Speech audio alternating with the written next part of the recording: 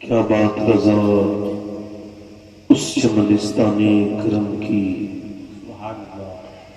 زہرا ہے کلی جس میں حسین اور حسن پھول، تیری سرکار میں لاتا ہے رضا اس کو شفیع، تیری سرکار میں لاتا ہے رضا اس کو شفیع، جو میرا غوث ہے اور لاڈلا بیٹا تیرا۔ آئیے محبت کے ساتھ بارگاہ رسالت میں درود پاک پڑھ لیجئے، بار بار بلند سارے لوگ پڑھیں۔ اللهم صل على سيدنا وسيدنا محمد بارك وسلم صلاة وسلاما عليك يا رسول الله صلى الله تعالى عليه وسلم۔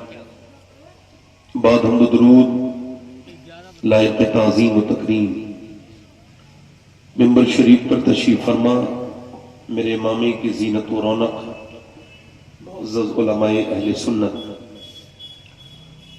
معزز حفاظ و قراء سامعین و سامعات، السلام علیکم ورحمۃ اللہ تعالیٰ وبرکاتہ۔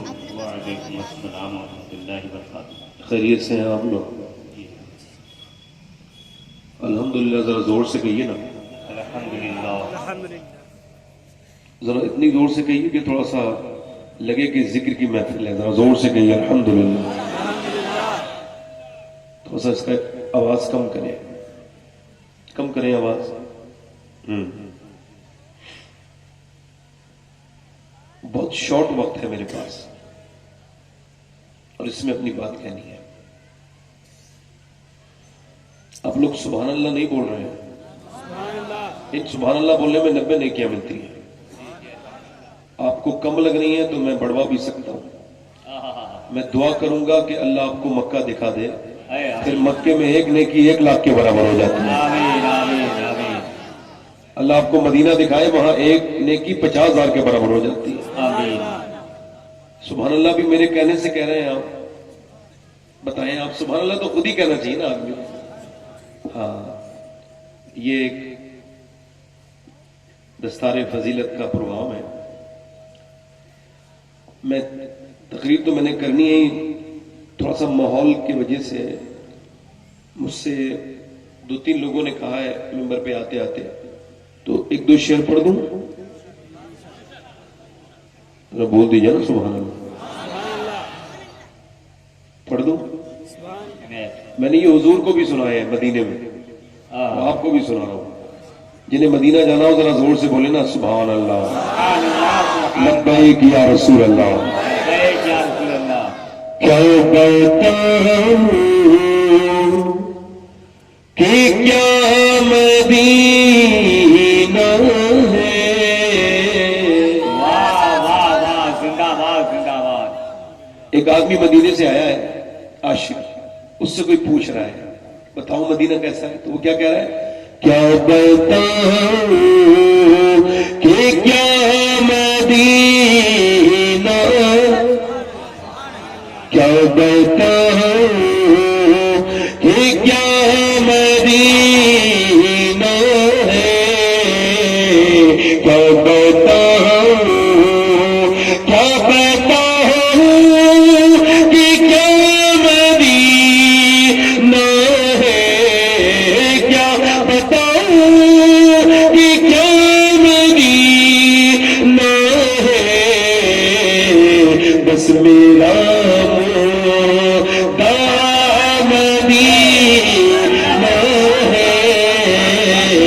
بس میرا اور دنیا والی تو درد دیتے ہیں، دنیا والی تو درد دیتے ہیں، درد دل کی دوا مدینہ۔ واہ واہ، نعرہ تکبیر، نعرہ رسالت، مسلک اعلی حضرت، جشن دستار بندی، مدرسہ جامع اویسیہ نصیر درد دل کی دوا مدینہ ہے۔ جنہیں دنیا والے درد دیتے ہیں ذرا وہ پڑھے نا میرے ساتھ۔ دنیا والے تو درد دیتے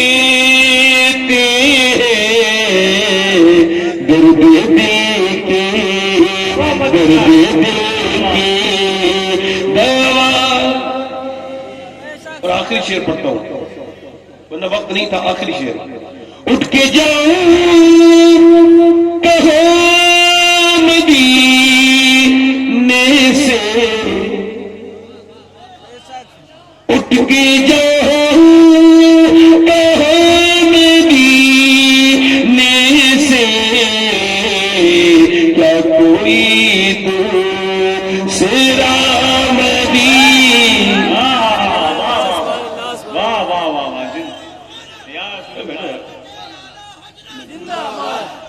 تو بیٹھے بیٹھے نعرہ تکبیر، نعرہ رسالت، سید صاحب حسینیہ کا قبلہ، خلیفہ حضور گلزار ملت، خلیفہ حضور گلزار ملت، نعرہ تکبیر، نعرہ رسالت. بس میں اب نہیں پڑھتا. میں ایگو کم کریں بھائی, ایگو کم کریں. میں اب نہیں پڑھتا. مجھے پتا ہوتا لوگ اتنی زور سے آئیں گے تو نہیں پڑھتے. اچھا, عجیب اللہ نے طبیعت مجھے دی ہے, حالات سے لوگوں کو شعر یاد آتے ہیں, مجھے ایسے حالات میں بھول جاتا ہوں. نہیں, اور ایگو کم کریں.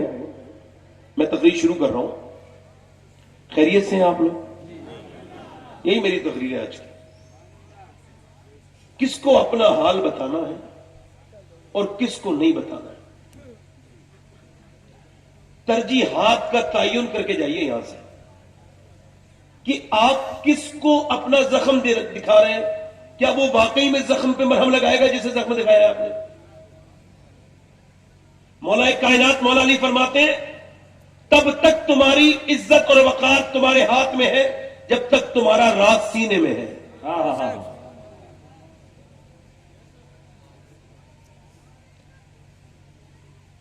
یہ جو آپ کو میسیجز بھیجتے ہیں نا, جمعہ مبارک, ان سے ایک بار کہیے جمعہ تو مبارک, مگر مجھے 10,000 کی ضرورت ہے. میں امید سے کہتا ہوں یہ بلاک کر دیں گے آپ. غوث اعظم فرماتے ہیں سب کو حال بتاؤ گے تو بے حال ہو جاؤ گے, حال اسے بتاؤ جو حال بدل سکتا ہے, اور وہ پروردگار ہے, ہمارا رب ہے. سب کے سامنے رویا نہیں جاتا, سب کو پیٹ نہیں دکھایا جاتا. چوراہوں پہ بیٹھ کے اپنی پریشانیاں مت بیان کرو, پریشانیاں اور بڑھ جائیں گی. اگر چاہتے ہو پریشانی دور ہو تو اپنے رب سے بیان کرو. اللہ کے رسول فرماتے ہیں نمک تک اس سے مانگو. واہ واہ واہ واہ. اور مانگو حضور کے وسیلے سے, نمک تک اس سے مانگو. مگر اس وقت تیزی کے ساتھ لوگ بگڑتے چلے جا رہے ہیں. وہ اپنی موجودہ نعمتوں کو نہیں دیکھ رہے, وہ ان نعمتوں پر فکر کر رہے ہیں جو ان کے پاس نہیں ہے. توجہ ہے کہ نہیں آپ کو میری؟ اب میں تھوڑا سا ای کو کم کر دیں. آپ کا بہت اچھا مائک ہے, بہت اچھا مائک ہے. اللہ آپ کے مائک کو برکت دے. آمین. میں کبھی مائک کو برا نہیں کہتا ہوں, ہے نا. جتنی کمی ہے میرے گلے میں ہے. میں عرض کرتا ہوں آپ سے کہ یہ جو ناشکری ہے اس کو نکالیے. غوث اعظم فرماتے اللہ کی شکایت کرنی ہے تو اس سے کرو جو اللہ سے زیادہ مہربان ملے. کوئی ہے؟ فرماتے ایک طرف تو کہتا ہے تیرا رب اللہ ہے, تو اس کا بندہ ہے, اور دوسری طرف چوراہے پہ کھڑے ہو کے اس کی شکایتیں کرتا پھرتا ہے. موسموں پر اعتراض, یہ اللہ پر اعتراض ہے. سردی پر اعتراض, گرمی پر اعتراض, ہواؤں پر اعتراض. مدینے میں ہوا تیز چلی, ایک صحابی نے کہا ہوا بڑی تیز چل رہی ہے. حضور نے فرمایا یوں نہ کہا کرو, یوں کہا کرو یہ ہوا خود نہیں چلتی ہے, اسے میرا رب چلاتا ہے تو چلتی ہے. سبحان اللہ, سبحان اللہ. میں کشمیر گیا تھا, وہاں پہ ایک آدمی مجھے ملا, اس کا نام محمد سلیم. اس کو کینسر تھا, تو کینسر کا اس کا لاسٹ اسٹیج تھا. میں اس کے ملنے گیا, کمرے میں بیٹھا تھا. میں نے پوچھا کیا حال ہے, تو اس کو کیمو چڑھ رہا تھا, کیمو. تو بولا, کہنے لگا مجھے کینسر ہے مگر اللہ کا شکر ہے. میں کہا آپ کو کینسر ہے؟ بولے تبھی تو اللہ کا شکر ہے. میں کہا کیسے؟ کہنے لگے سوچے تو بمبئی کے ٹاٹا اسپتال والے لوگوں نے کہا کہ تم 2 مہینے کے اندر اندر مر جاؤ گے, تمہارے میدے میں 90% کینسر ہے. میں کہا تو پھر شکر کس بات کا؟ کہنے لگے ذرا سوچے تو کتنے لوگوں کو اچانک موت آ جاتی ہے، مگر میرے رب نے مجھے 2 مہینے کا موقع دیا ہے توبہ کرنے کا، تو میں کیا شکر ادا نہ کروں اس کا کہ مجھے اچانک ایکسیڈنٹ میں موت نہیں آئی، اچانک دل کا دورہ نہیں پڑا، بلکہ میرے رب نے 2 مہینے کا موقع دیا ہے۔ میں نے کہا یہ داڑھی کیوں رکھائی ہے؟ کہنے لگے یوں تو بڑا گنہگار انسان ہوں، مگر 2 مہینے کے بعد کنفرم ہے کہ حضور کی بارگاہ میں جانا ہے، اللہ کے رسول کی بارگاہ میں جانا ہے، تو اور نیکی کوئی نہیں کی تھی، میں نے داڑھی رکھا لی ہے کہ جب آمنہ کے لال تشریف لائیں گے تو عرض کر دوں گا یا رسول اللہ وقت نہیں ملا کوئی نیکی کرنے کا، موت ذرا اچانک جلدی آ گئی تو یہ داڑھی رکھا کے آ گیا ہوں یا رسول اللہ۔ اس سنت کو قبول کر لیجئے۔ ہسپتالوں میں تڑپتے ہوئے لوگ، اپولو ہسپتال میں گیا تو ایک آدمی کھڑا تھا 50 لاکھ روپے اپنے بیگ میں کیری کیے ہوئے، 50 لاکھ، اور ڈاکٹر سے کہتا تھا میرے بیٹے سے میری بات کراؤ، اکیلا میرا بیٹا ہے۔ ڈاکٹر تھوڑی دیر بعد آ کے بولا تیرا بیٹا مر گیا، 18 سال کا جوان مرا ہے، اور اس کا باپ روتا ہے اور کہتا ہے لوگوں میرا بیٹا موٹر سائیکل پہ اسٹنٹ کر رہا تھا، مگر یہ دولت میرے لیے کاغذ سے زیادہ کچھ نہیں، کیونکہ ایک ہی بیٹا تھا، وہی دنیا سے چلا گیا، اب میں کس کے لیے کماؤں گا؟ وہ روتا تھا، روتا جاتا تھا۔ اور ان نوجوان لڑکوں کو میں بتا رہا ہوں جنہوں نے اپنی زندگیاں برباد کر رکھی ہیں، جن کے پاس اب کچھ نہیں بچا، ان کی تنہائیاں برباد ہو چکی ہیں، جنہوں نے اپنے ڈیٹا کے چکر میں اور موبائل کے چکر میں اپنی پاکیزگی کو ختم کر دیا، ان کی ذہن کی جو پاکیزگی تھی وہ ختم ہوتی چلی گئی، اس درجہ تک ختم ہو گئی کہ نوجوانوں کی تنہائی میں اب کچھ نہیں بچا ہے، انہیں جو ہے وہ انہیں فری والا ڈاٹا لے گیا، انہیں انسٹاگرام میں نے برباد کر دیا، انہیں فیس بک نے برباد کر دیا۔ آپ اندازہ کریں اور غور کریں، میں آپ سے یہ عرض کرنا چاہتا ہوں، ذرا سوچئے، غور کیجئے، حضرت امام حسن بصری امام مولا علی کے خلیفہ جنہوں نے امی ام سلمہ کا دودھ پیا ہے، یعنی حضور کی بیوی کا جنہوں نے دودھ پیا ہے، ایسے بزرگ، ان کا ایک مرید ہے، وہ فرماتے میرا ایک مرید تھا جو بہترین حافظ اور قاری تھا، مگر ایک دن وہ میرے پاس آیا اور آنے کے بعد وہ رونے لگا، کہنے لگا میں برباد ہو گیا۔ میں نے پوچھا کیا ہوا؟ کہنے لگا میں کہیں کا نہیں بچا حضور، میں برباد ہو گیا۔ وہ بتانا کیا ہوا؟ کہنے لگا حضور کل سے مجھے قرآن کا ایک لفظ بھی یاد نہیں، سارا قرآن بھول گیا۔ کہا کیسے؟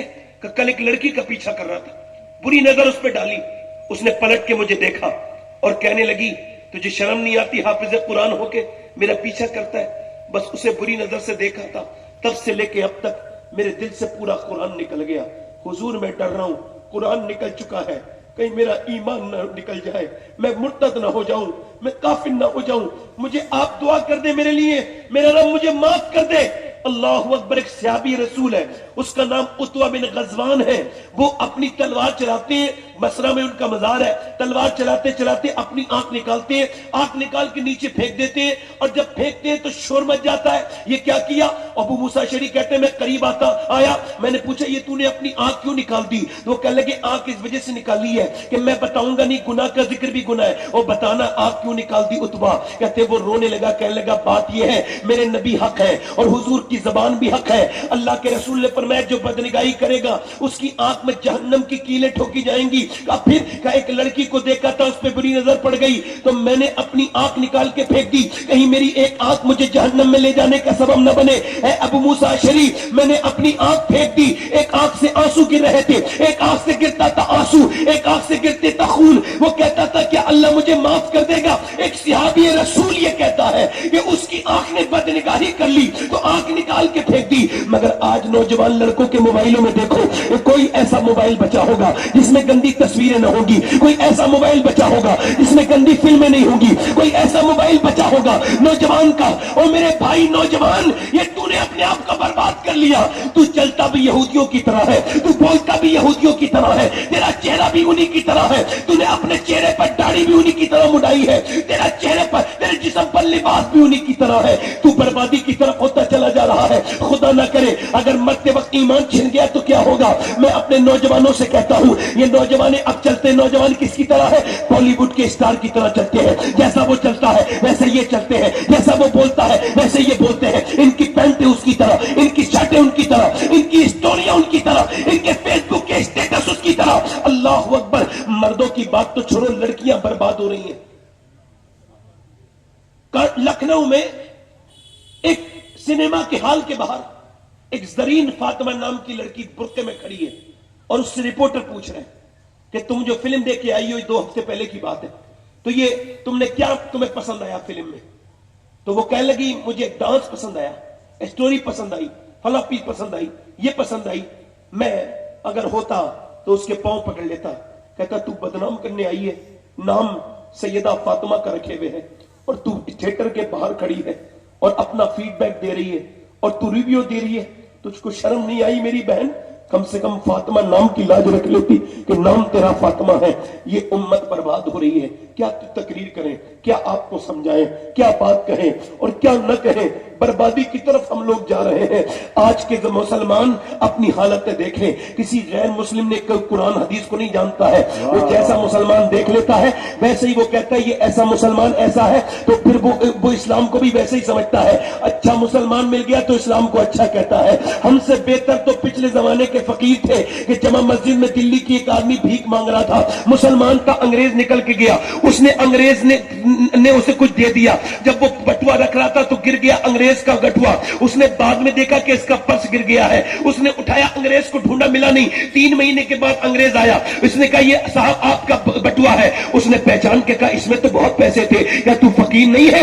اگر تو پیسے استعمال کر لیتا تو مالدار ہو جاتا، کیا تو فقیر نہیں ہے؟ وہ بھکاری بولا میں بھکاری ضرور ہوں مگر بے غیرت نہیں ہوں۔ کیا مطلب؟ کہ تم عیسیٰ کے امتی ہو، میں محمد مصطفیٰ کا امتی ہوں۔ اگر تیرے نبی نے میرے نبی سے یہ کہہ دیا ہوتا کہ آپ کا امتی چور ہے تو میرے نبی کو تکلیف ہو جاتی، میرے نبی کو اچھا نہ لگتا، تو میں فقیر تو ہوں مگر اتنا برا نہیں ہوں کہ اپنے نبی کو تکلیف پہنچاؤں۔ لو یہ اپنا بٹوا لے جاؤ۔ انگریز بولا جب امتی کی ایمانداری کا یہ حال ہے تو پھر نبی کی ایمانداری کا کیا حال ہوگا؟ ایسا کرو مجھے کلمہ پڑھا کے مسلمان کر دو، وہ زمانے میں معزز تھے مسلمان ہو کر اور ہم خار ہوئے تاریخ قرآن ہو کر۔ نعرہ تکبیر، نعرہ مسلک اعلیٰ حضرت، کم کر دیں، جشن دستار بندی، نعرہ تکبیر، نعرہ رسالت۔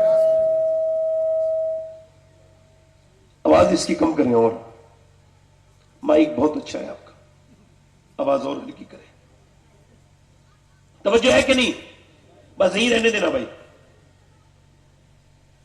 توجہ ہے؟ پوری عرب دنیا برباد ہو گئی۔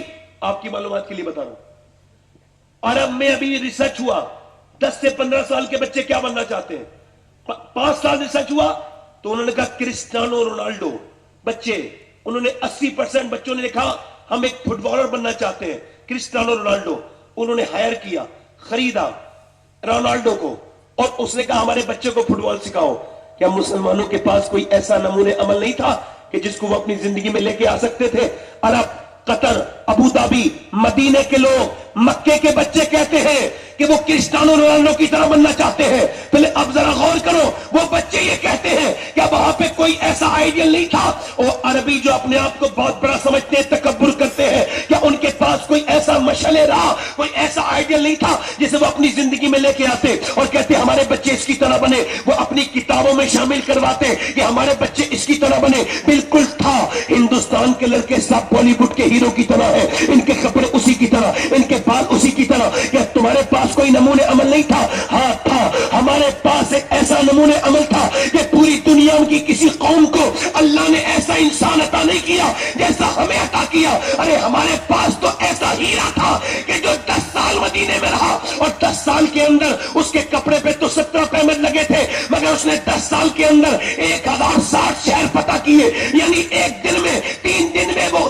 ایک شہر پر اسلامی جھنڈا گاڑ دیتا تھا۔ اس نے 10 سال کے اندر 4000 مساجد تعمیر کروائی، یعنی 3 دن میں وہ ایک دن میں 3 مسجدیں بنواتا تھا۔ وہ کون تھا؟ ایک کروٹ لی تو کیسر کو برباد کر دیا، دوسری کروٹ لی تو کسرا کو برباد کر دیا، اس نے برطانیہ کی نیند حرام کر دی۔ وہ کون تھا جس کے بارے میں 2009 میں وائٹ ہاؤس میں کھڑے ہو کے باراک حسین اوباما نے کہا تھا کہ اگر دنیا میں عمر کی عمر 1 سال اور ہو جاتی تو پوری دنیا میں سوائے اسلام کے کچھ نہیں ہوتا۔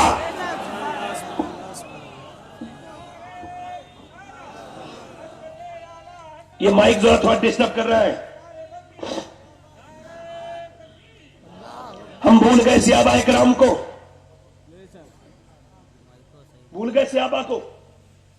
یہ یاد وہ یاد اس کی طرح اس کی طرح. ارے ہم تھے کیا تھے ہم؟ کچھ بھی نہیں. 313 تھے. واہ واہ واہ. کتنے تھے بولو؟ 313. میں ریمائنڈ کرا رہا ہوں آپ کی تاریخ آپ کو. کتنے تھے؟ 313. اور 1000 کا لشکر مکے سے چلا. عورتوں نے اپنے زیور اتار کے دے دیے. لو یہ زیور لو. ابو جہل اور جاؤ نبی کے دین کو مٹا دو. مکے کی عورتیں اپنے مال دے رہی تھی. لو ہمارے زیور، ہمارے کنڈل، ہمارے کانوں کے سامان، جاؤ اور ختم کر دو اسلام کو. اور ادھر مدینے کی عورتوں نے جب سنا تو اپنے 18 سال کے لڑکے لے کے آئی. عرض کرتی یا رسول اللہ مال تو نہیں ہے مگر یہ پلے ہوئے لال حاضر ہیں. واہ واہ زندہ باد زندہ باد. 313 کو مٹانے کے لیے چلے تھے 1000 لوگ. کتنے بولو؟ 313 کو مٹانے کے لیے 1000 چلے ہیں. 1000 کی فوج چلی ہے 313 کو مٹانے کے لیے. میرے نبی نے فرمایا میرے صحابہ کون کون ہیں جو میرے ساتھ چلیں گے؟ میاں 313 صحابہ آ کے کھڑے ہو جاتے ہیں. انصار و مہاجرین پیٹ ان کے پیٹ سے لگے ہوئے، رمضان کا مہینہ، بالکل کمزور، کپڑے پھٹے ہوئے، ان کے کپڑوں میں پیمد لگے ہوئے ہیں، بالکل پریشانی کا حال ہے. میرے نبی نے فرمایا بولو میں نے مکہ چھوڑا مدینے آ گیا. ہم مدینے پہ حملہ کرنے کے لیے کفار نکل پڑے ہیں. بولو تمہارا کیا ارادہ ہے؟ صحابہ بولے حضور ہم چلنے کے لیے تیار ہیں، ہم آپ کے ساتھ چلنے کے لیے تیار ہیں. نبی نے فرمایا سوچ لیا تم نے؟ تمہارے پاس 2 گھوڑے ہیں، ان کے پاس 100 گھوڑے ہیں. تمہارے پاس 60 تلواریں ہیں، ان کے پاس 1000 تلواریں ہیں. بولو چلو گے؟ تو صحابہ بولے یا رسول اللہ کوئی موسیٰ کی امت تھوڑی ہے جو بھاگ جائے گی، امت مصطفیٰ کی ہے جان دے دیں گے. زندہ باد زندہ باد. واہ واہ واہ واہ زندہ باد زندہ باد. بولو تو صحیح، ذرا بولو تو صحیح. بچہ قربان. جتنے آپ کہو حضور ہمارے بچے قربان ہو جائیں گے. سرکار نے فرمایا پھر چلو. صحابہ کو کھجور کی ڈنڈیاں، کیا کوئی کبھی کھجور کی ڈنڈیوں سے تلوار کا مقابلہ کر سکتا ہے؟